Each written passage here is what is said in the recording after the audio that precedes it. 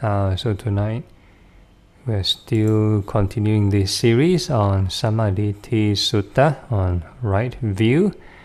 So we're still halfway into the lesson. So on this dependent origination. So we are talking about two links by two links at each time, from bottom up.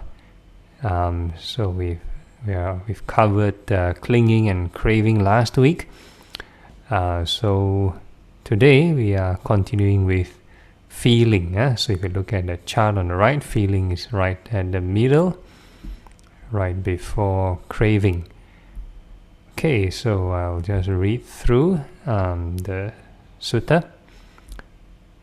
Saying, good friend, having delighted in and approved of Venerable Sariputta's words, the monks asked him a further question. Would there be another line of reasoning by which a disciple of the Noble Ones is a person of right view, who has arrived at this true Dhamma? Okay, next. Okay, so this is teaching by Venerable Sariputta. There would, when a disciple of the Noble Ones discerns feeling, the origination of feeling, the cessation of feeling, and the way of practice leading to the cessation of feeling, then he is a person of right view, who has arrived at this true Dhamma. So this whole entire sutta on right view is about the Four Noble Truths. So they're talking about, or using the Four Noble Truth format to discuss about dependent origination. Right, so the first Noble Truth would be, if you look at discerns feeling, or if you look at the second paragraph, and what is feeling? So that's the first Noble Truth. What is the origination of feeling? That's the second Noble Truth. What is the cessation of feeling? That's the third Noble Truth. What is the way of practice leading to the cessation of feeling? That's the fourth Noble Truth. And you probably see this format over and over again in all the links of dependent origination. So now we'll move on next. Okay, so this is the definition of feelings according to this sutta. There are these 6 feelings. Feeling born from eye contact, feeling born from ear contact, feeling born from nose contact, feeling born from tongue contact, feeling born from body contact, feeling born from intellect contact. This is called feeling. Right, so this is one way to classify feeling. The more common way to classify feeling would be the 3 types of feelings: pleasant feeling, unpleasant feeling, and neutral feeling. So you 3 times 6, 6 of these different senses, different feelings born from the senses. Then you get a whole variety of feelings. Okay, from the origination of contact comes the origination of feeling. So this is the second Noble Truth, right? So contact conditions feeling. So before feeling arises, you need to first have contact. Contact of the eye, ear, nose, tongue, body, and mind. Okay, from the cessation of contact comes the cessation of feeling. And the way of practice leading to the cessation of feeling is just this very noble eightfold path. Right view, right resolve, right speech, right action, right livelihood, right effort, right mindfulness, right concentration. So interestingly, there are some people who might say, if you want to cut off feeling, you don't have contact law, remove contact law. But the thing is, in reality, as a sentient being, we have contact all the time.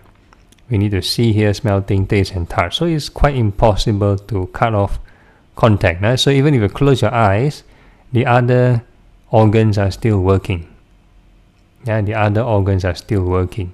So the middle way to overcome this problem is the Noble Eightfold Path. Yeah, you can right view, right resolve, right speech, and so on. So you need all this Noble Eightfold Path to overcome the problem. Yeah, so even though the origination of feeling is is contact, origination of feeling is contact, then if we follow the sutta all the way, it goes all the way to ignorance. Number one, which is the origin source. So again, in this sutta, you don't have to know all the 12 links. You just need to know any of the two. So you can even know the last 2 links on birth, aging, and death, these two. And as long as you know the Noble Eightfold Path, you solve the whole, or you overcome dependent origination. Okay, next. Now, when a disciple of the Noble Ones discerns feeling, the origination of feeling, the cessation of feeling, and the way of practice leading to the cessation of feeling in this way, when, having entirely abandoned passion obsession, having abolished aversion obsession, having uprooted the view and conceit obsession I am, having abandoned ignorance and given rise to clear knowing, he has put an end to suffering and stress right in the here and now. It is to this extent, too, that a disciple of the Noble Ones is a person of right view who has arrived at this true Dhamma. Yeah, so this is talking about the complete enlightenment of the we reach arahanthood. Okay, next. So you can see this pattern. So again, once feeling is over, then you shift up, and now we're going to talk about contact. Saying, good friend, having delighted in and approved of Venerable Sariputta's words, the monks asked him a further question. Would there be another line of reasoning by which a disciple of the Noble Ones is a person of right view who has arrived at this true Dhamma? Alright, so this audience want to squeeze Venerable Sariputta to the maximum, not enough. Then they want the entire set of teachings. Okay, next. There would, when the disciple of the Noble Ones discerns contact, the origination of contact, the cessation of contact, and the way of practice leading to the cessation of contact, then he is a person of right view who has arrived at this true Dhamma. And what is contact? What is the origination of contact? What is the cessation of contact? What is the way of practice leading to the cessation of contact? So same Four Noble Truth format, but this time talking about contact. Okay, next. There are these 6 classes of contact: eye contact, ear contact, nose contact, tongue contact, body contact, intellect contact. This is called contact. Yeah, so you see the 6 senses again. So the definition of contact is the meeting of your organ, meeting of the external object, and meeting of the sense consciousness. When the 3 things meet, then it's called contact. So contact would be probably the more easy to understand manner would be the zooming or paying attention to one thing. So that is called contact, because there are 1,000 things going on. Now we have our 6 senses all the time. There are 1,001 things happening all the time in our surroundings and in our body, but we cannot know everything all the time. Yeah, we cannot know everything all the time.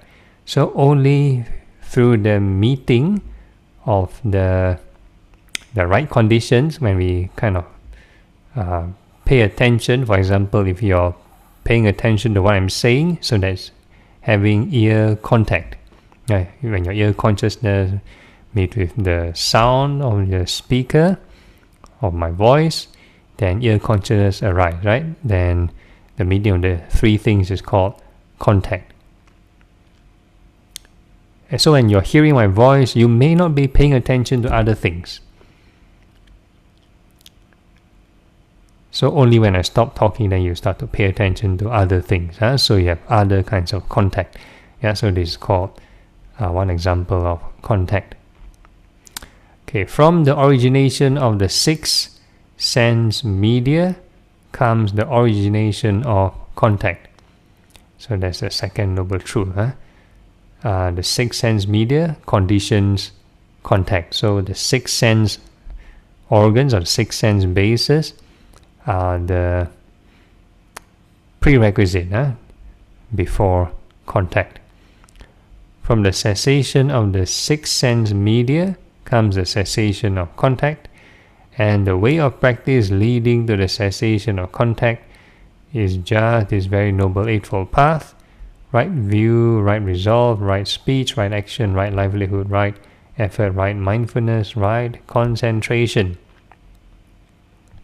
So the term cessation, as you can see, because our senses are still there, eye, ear, nose, tongue, body, and mind, cessation doesn't mean your senses stop working. Cessation means transcending or overcoming. So again, this one require practice. When a person, let's say, cultivate impermanence, then reflecting on impermanence. So when the craving formation cease, then we call it this craving mind that leads to the outflows or these asavas to these senses will reduce or go in a different direction. So this one require one to experience for oneself. Okay, next slide. Okay, now when a disciple of the Noble Ones discerns contact, the origination of contact, the cessation of contact, and the way of practice leading to the cessation of contact in this way, when having entirely abandoned passion obsession, having abolished aversion obsession, having uprooted the view and conceit obsession I am, having abandoned ignorance and given rise to clear knowing, he has put an end to suffering and stress right in the here and now. It is to this extent too that the disciple of the Noble Ones is a person of right view, who has arrived at this true Dhamma. Right, so the key point is if you practice the Noble Eightfold Path until you overcome greed, anger, and this self, this sense overcoming ego, then and overcoming ignorance, then this would be the indicator, the benchmark. Alright, next. Right, then you same pattern. Saying, good friend, having delighted in and approved of Venerable Sariputta's words, the monks asked him a further question. Would there be another line of reasoning by which a disciple of the Noble Ones is a person of right view, who has arrived at this true Dhamma? Okay, so after, or rather before contact, then you have this thing called the six sense media, or your six sense organs. Okay, next. There would, when the disciple of the Noble Ones discerns the six sense media, the origination of the six sense media, the cessation of the six sense media, and the way of practice leading to the cessation of the six sense media, then he is a person of right view, who has arrived at this true Dhamma. And what are the six sense media? Not the social media. So this is the later they will define what is six sense media. What is the origination of the six sense media? What is the cessation of the six sense media?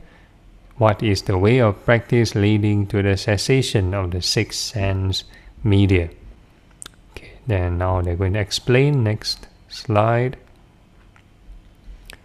There are these 6 sense media: the eye medium, the ear medium, the nose medium, the tongue medium, the body medium, the intellect medium.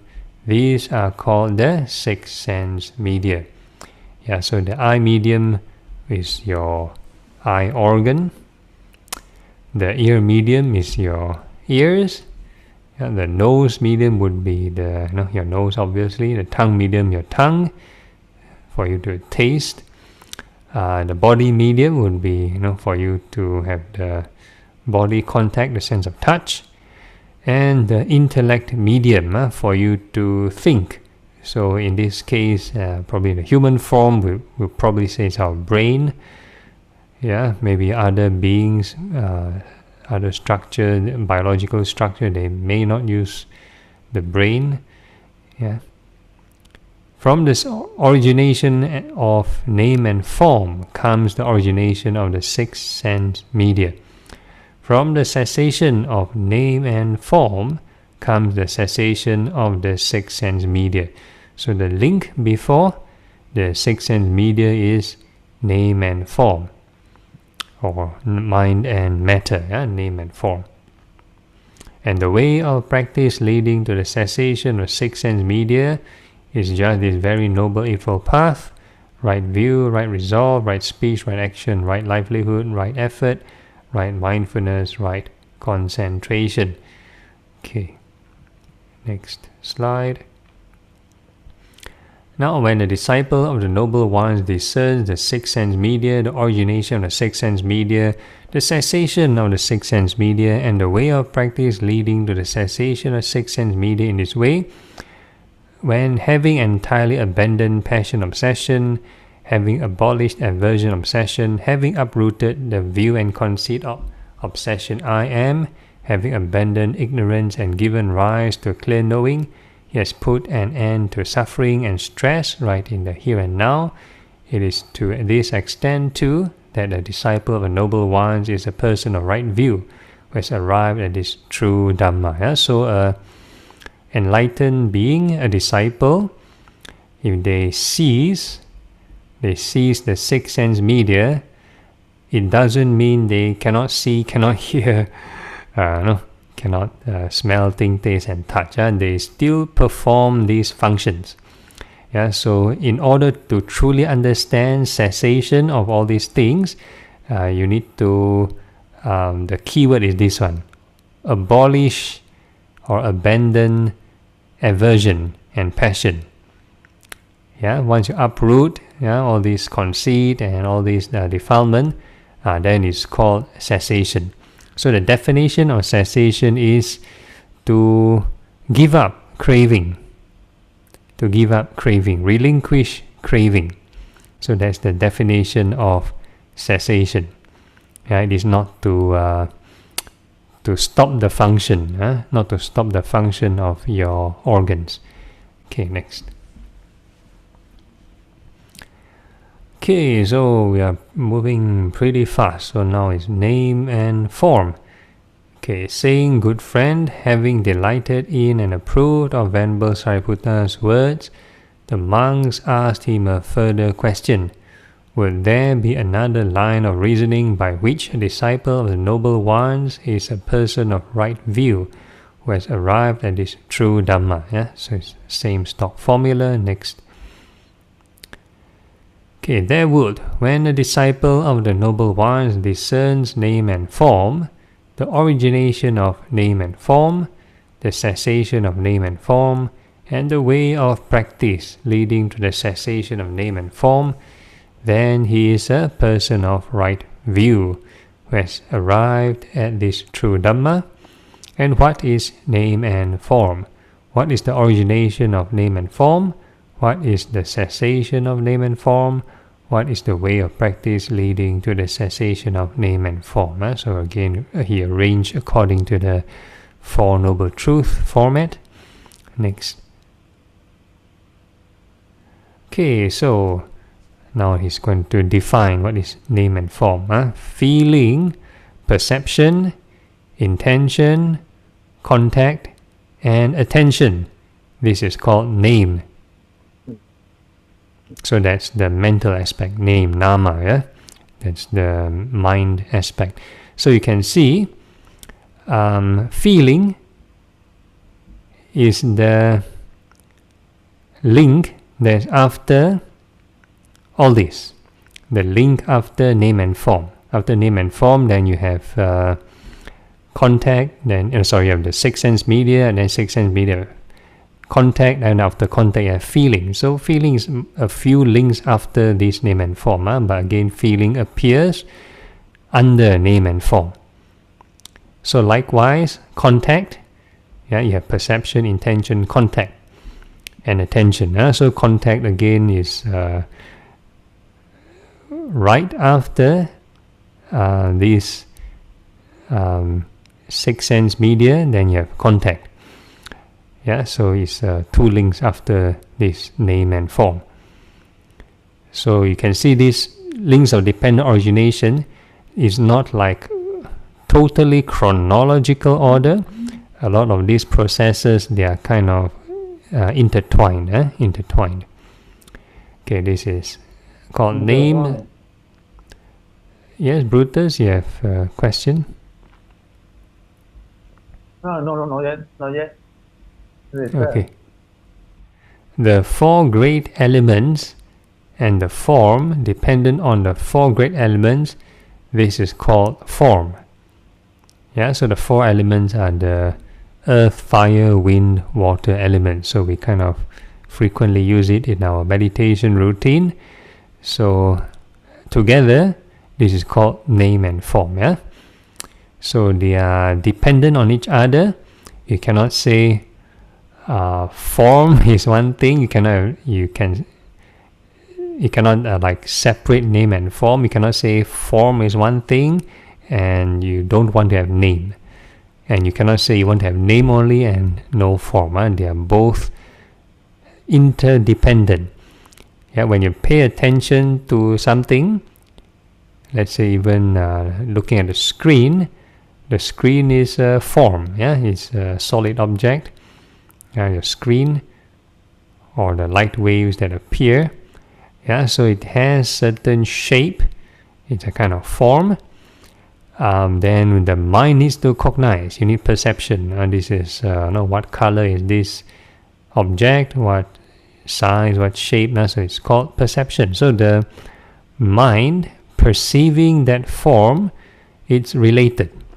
Name and form. You cannot say I want to have form alone. If you have form alone, then that's an unconscious entity. It's a dead object. So you need both, name and form. They are interdependent. Okay, from the origination of consciousness comes the origination of name and form. From the cessation of consciousness comes the cessation of name and form. And the way of practice leading to the cessation of name and form is just this very noble eightfold path. Right view, right resolve, right speech, right action, right livelihood, right effort, right mindfulness, right concentration. And so according to the dependent origination, consciousness comes before name and form.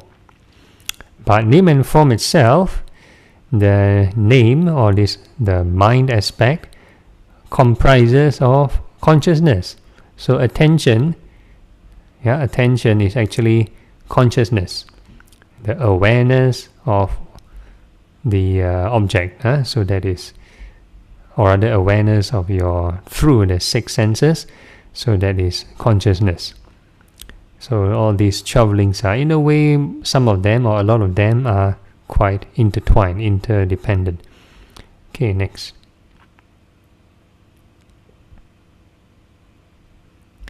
Now, when a disciple of the Noble Ones discerns name and form, the origination of name and form, the cessation of name and form, and the way of practice leading to the cessation of name and form in this way, when having entirely abandoned passion obsession, having abolished aversion obsession, having uprooted the view and conceit obsession I am, having abandoned ignorance, and given rise to clear knowing, he has put an end to suffering and stress right in the here and now.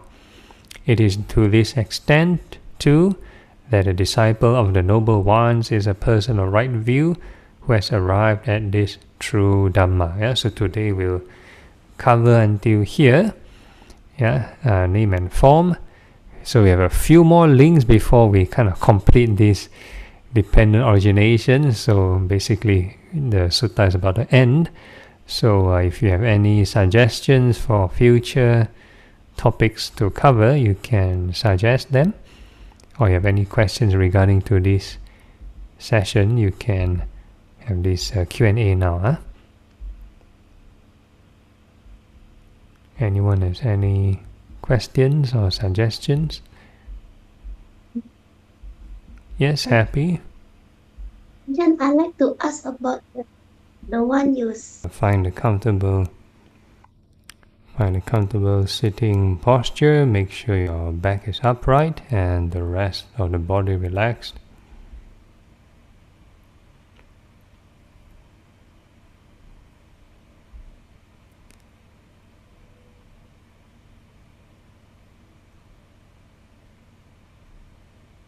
Okay, so the first thing we're doing now is just to feel the 4 elements: earth, fire, wind, water, sensation. So no need to visualize them, just feel. So now we're using the body contact to feel the 4 elements. So when we feel these 4 elements, there naturally be perception. You perceive it to be earth, or you perceive it to be fire. So there's perception, and there's also feeling, whether you find it pleasant, unpleasant, or neutral. So if you just observe or just be aware of this element sensation by itself, there's no Dhamma value, because there's a high tendency we'll react with greed or anger towards all these sensations. So the middle way to overcome this is the first, we generate right thought. We're going to wish the sensations well and happy. Whatever element that appear, we wish them well and happy. So this part of thoughts of non-anger.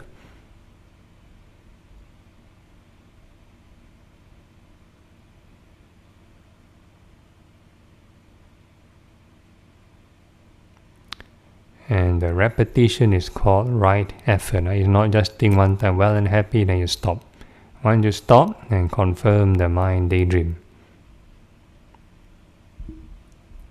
So never let the mind autopilot. So continue to keep wishing the elements well and happy. Treat the element sensations like customer service. Any new sensation that pop up appear, and you greet them well and happy.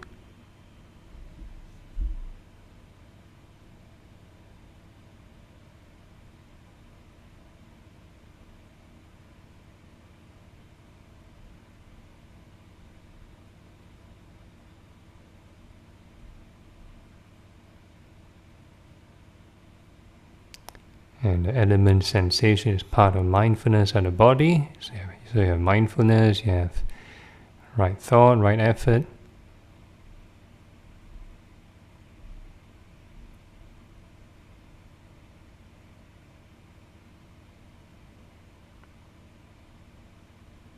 So the more you keep on wishing the elements well and happy, then you reduce craving bit by bit. And the byproduct would be the mind settling down, calming down.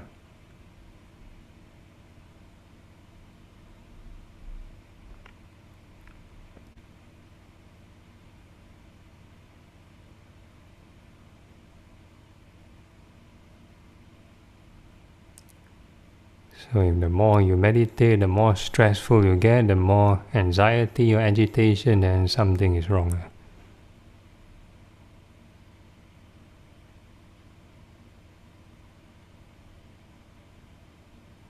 And then you see how far can this mind settle down. Emphasis is on wishing the elements well and happy.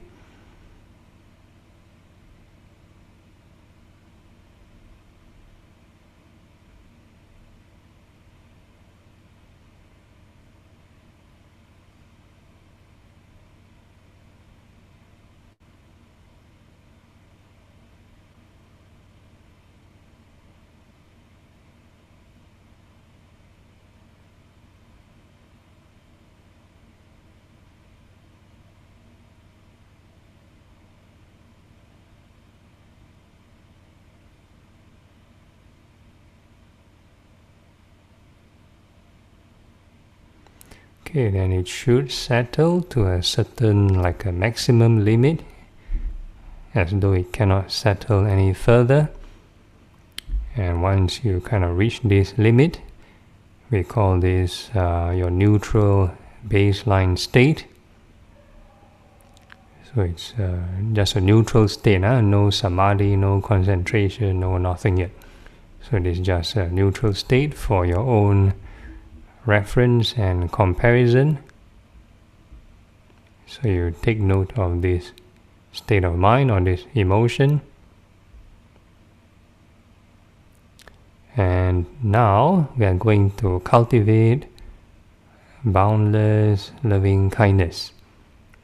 So we are going to wish, may all beings in all directions well and happy, above, below, and all across all directions.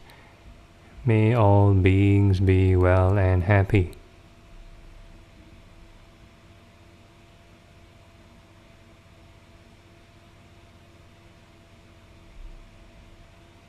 So we let the mind extend naturally by itself, don't have to push. However far the wish to extend doesn't matter.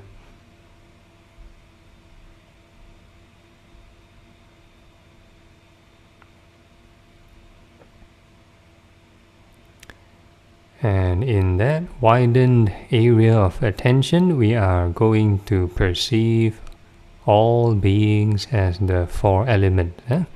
All beings are made of the five aggregates, the four elements. So there's no need to imagine how they look like.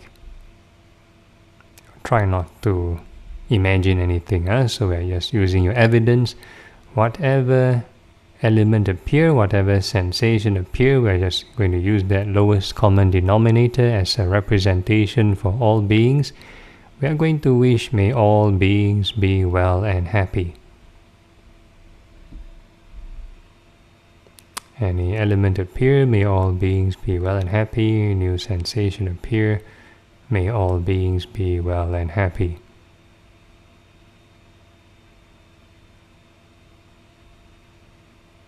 Doesn't matter if the sensation appear inside the body, they may appear outside the body.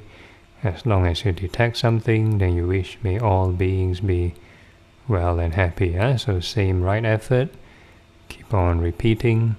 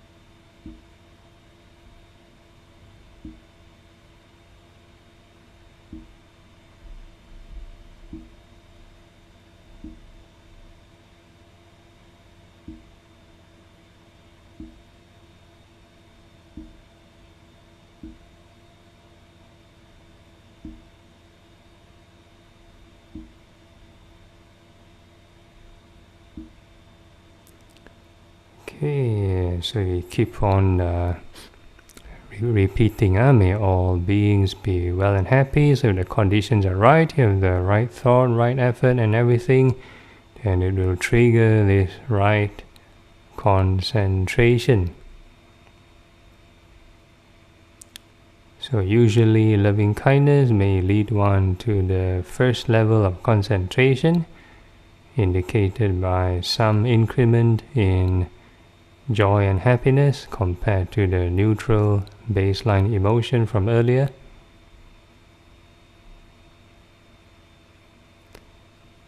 And that joy and happiness is accompanied by more calmness, not the excited kind of joy and happiness. And regardless of what you experience, keep on wishing may all beings be well and happy. Treat everything else as a byproduct.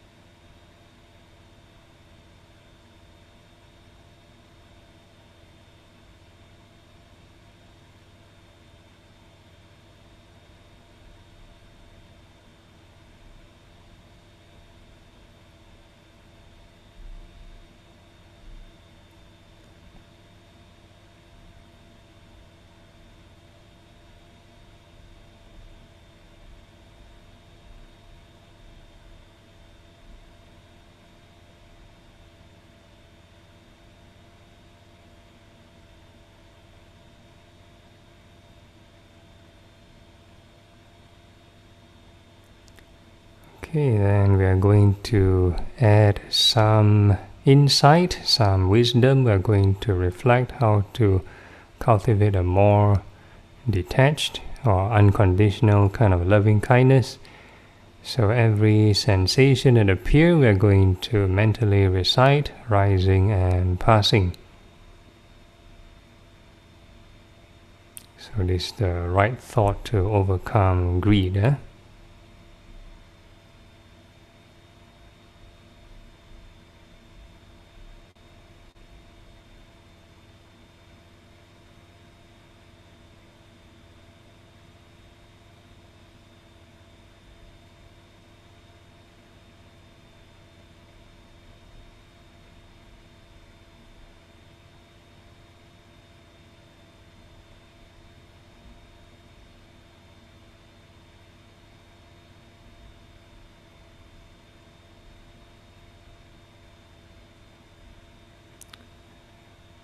And the conditions are right, you reduce greed and anger significantly, real detachment take place, then there should be a surge of joy appearing, like for a short while.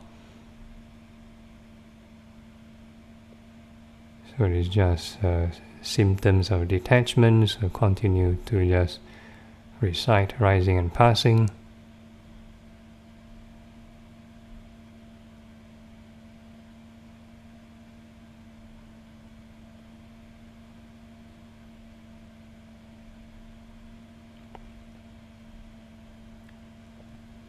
So earlier in the Sutta, we talked about cessation. So this is the process towards cessation, to know you're on the right track.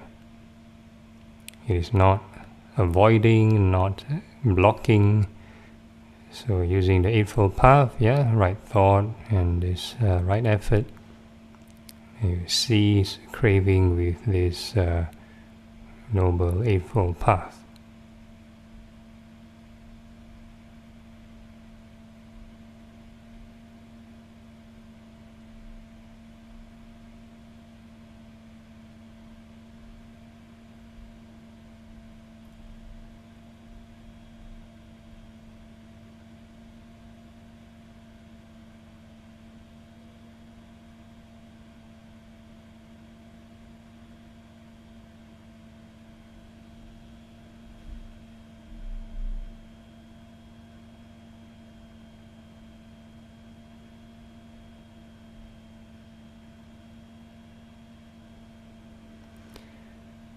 And if the joy of detachment start to disappear, then one may experience a strong kind of neutral, stronger kind of neutral, probably more refreshing and more alert than before. Then we call that equanimity. So the combination of loving kindness and some insight may lead one to equanimity. And regardless of what you experience, keep on reciting, rising and passing. Treat everything else as a byproduct.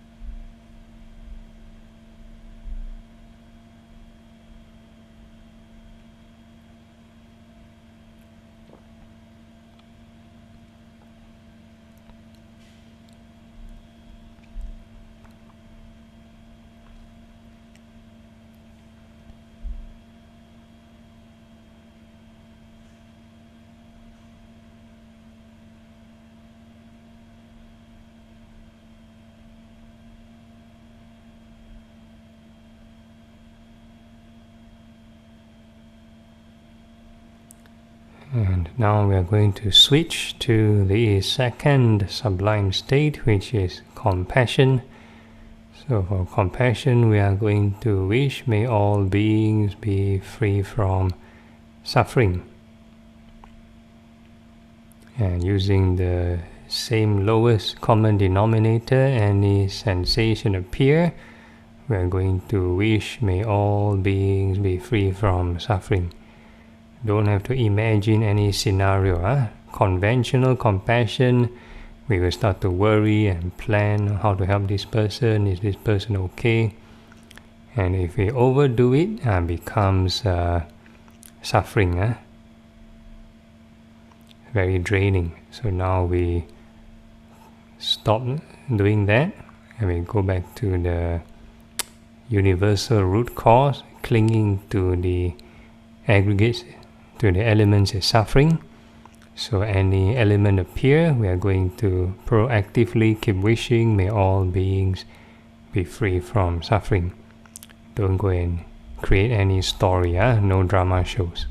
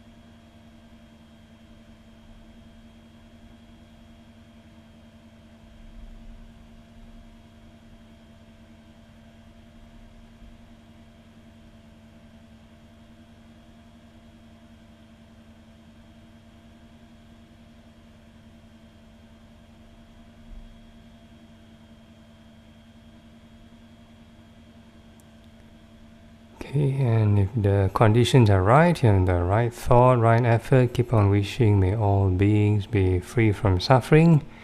So if you do it correctly, this compassion may lead one to the second level of concentration, also indicated by some joy and happiness. So the conventional compassion will be very sad, very sorrowful, very depressing. Yeah, but this one, concentrative compassion would be more joyful.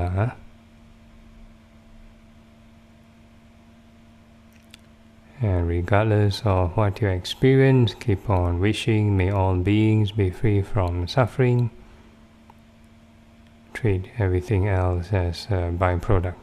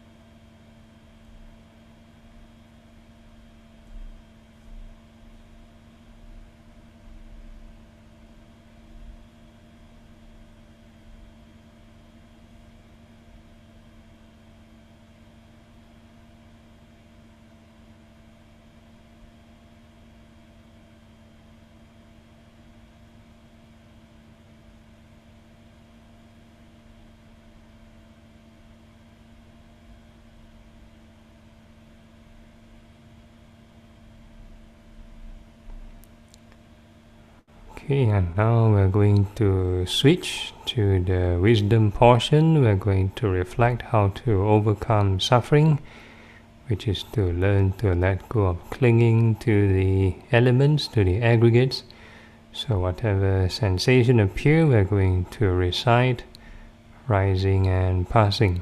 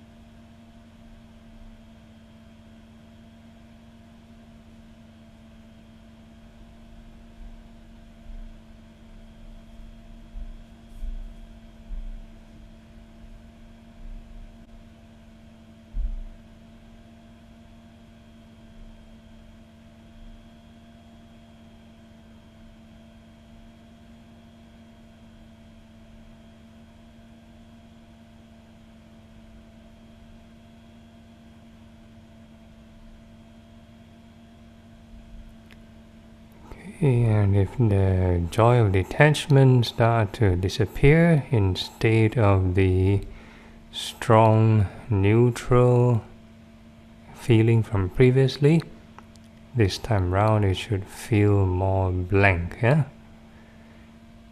So the combination of compassion and insight may lead one to this perception of infinite space.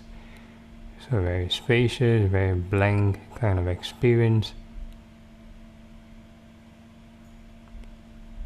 And regardless of what you experience, keep on reciting, rising and passing.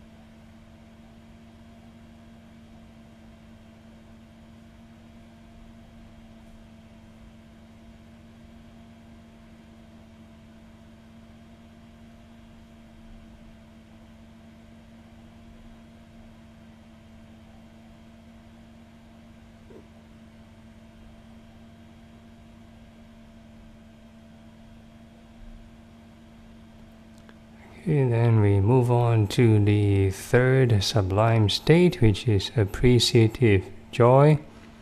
And we are now going to rejoice with all beings using the lowest common denominator. Every moment, every second, all beings will gain a new experience. So anytime a sensation appears, all beings gain something, gain a new experience. So we rejoice with all beings. Every moment sensation appears, rejoice with all beings. Don't have to wait for somebody to strike lottery to rejoice. Every moment can rejoice.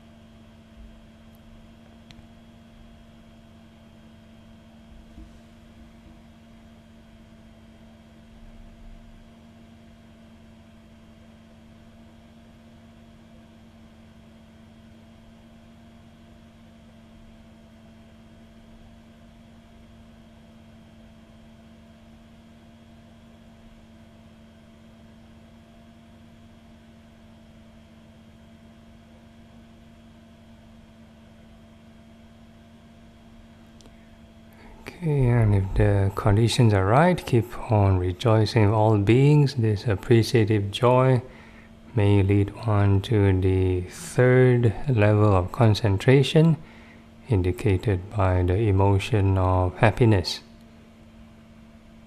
So it's a different pleasant emotion from the first two sublime states.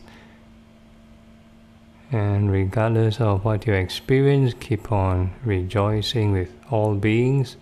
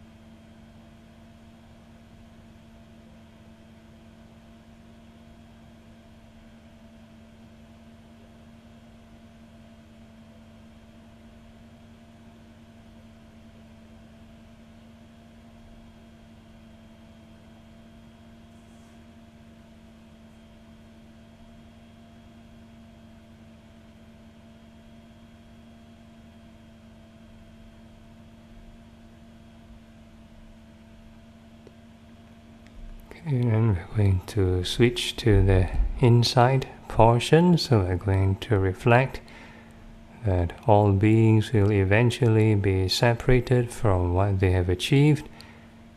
So similarly, all the sensations don't stay with us 24/7, they come and go every moment. So every time new sensation appears, we just recite rising and passing.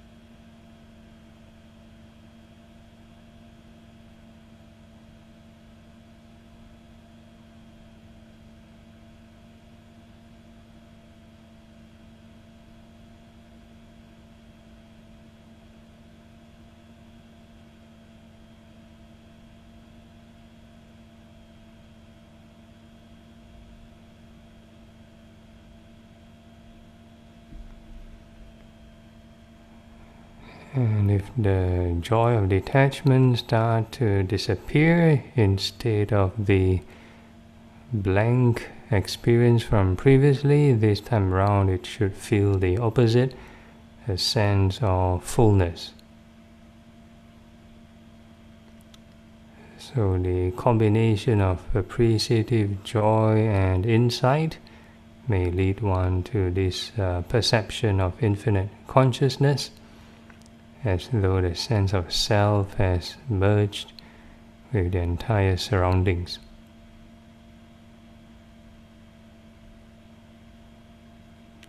And regardless of what you experience, keep on reciting, rising and passing.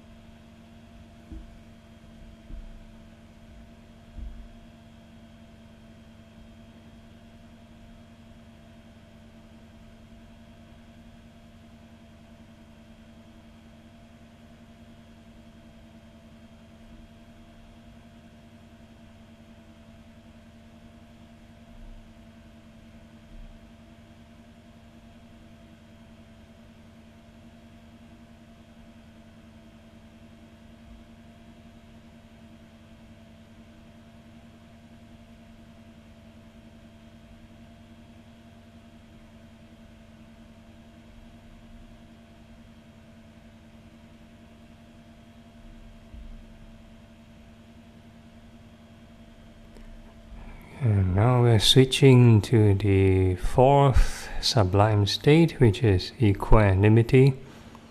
And we're going to reflect on karma. All beings are subject to karma. We reap what we sow. And in this routine, there's no need to imagine or speculate in the past, what have we done before.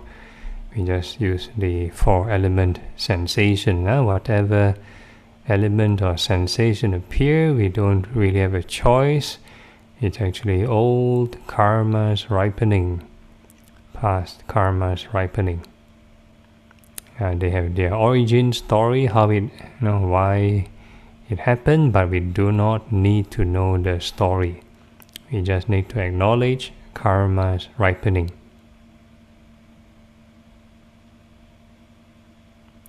If a pleasant sensation appear, good karmas ripening. Any unpleasant sensation appear, bad karmas ripening. Any neutral sensation appear, neutral karmas ripening. So we are just making peace with whatever that appears. Don't have to investigate in the past, what have you done before.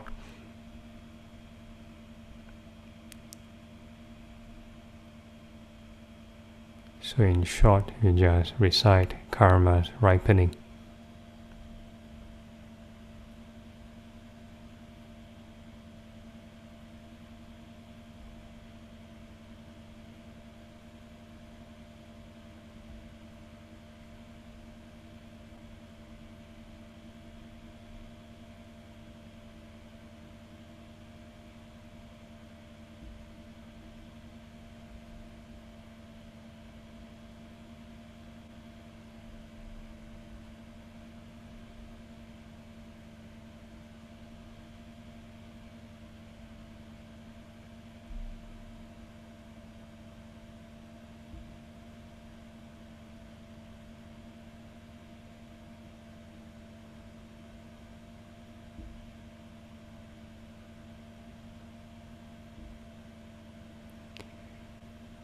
Okay, and if the conditions are right, you keep on reflecting on karma's ripening. You have the right thought, right effort, everything, they will lead to this right concentration.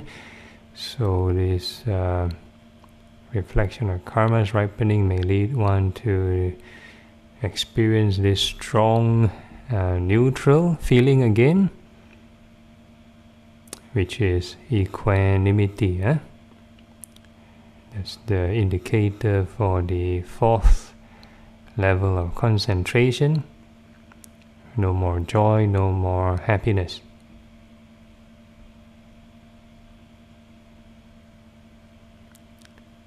And regardless of what you experience, keep on reciting karma's ripening.